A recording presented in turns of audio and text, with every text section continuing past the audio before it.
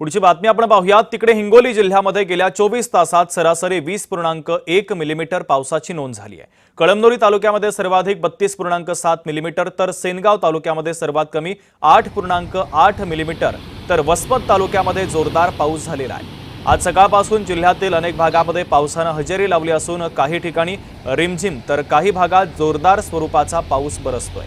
या पावसाने खरीपातील सोयाबीनसह इतर पिकांना मोठा दिलासा मिळाला आहे। पावसाची प्रतीक्षा असलेल्या शेतकऱ्यांच्या चेहऱ्यावर आता समाधान पाहायला मिळत आहे। तर थेट जाऊयात हिंगोलीमध्ये श्रीधर बाळवंटे आमचे प्रतिनिधी जोडले जात आहेत। श्रीधर, आपण पाहतोय गेले काही दिवस पावसाचा खंड पडलेला होता, पुन्हा एकदा पाऊस सक्रिय झालेला आहे, शेतकऱ्यांना मोठा दिलासा मिळतोय आणि आतापर्यंत किती प्रमाणामध्ये पाऊस पडलेला आहे?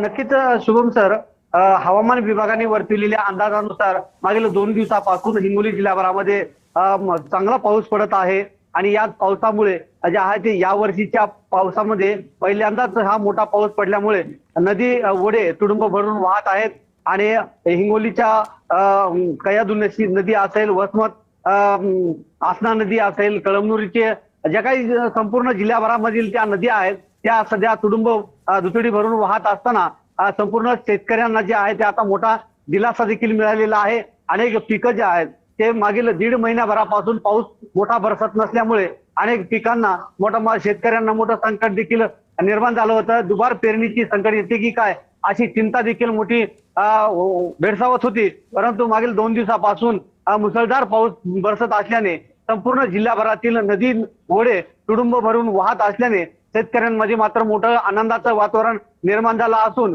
सध्या हिंगोली जिल्ह्यामध्ये 20 मिलीमीटर पावसाची नोंद देखील झाली असून नदीकाठच्या गावातील शेतकऱ्यांना असतील, ग्रामस्थांना असतील, गुरेढोरे चारणाऱ्या नागरिकांना देखील या ठिकाणी प्रशासनाचा इशारा दिला आहे। अगदी श्रीधर, तुम्ही आमच्यासोबत असेच जोडलेले राहा, कारण पुढच्या देखील एका महत्त्वाच्या बातमी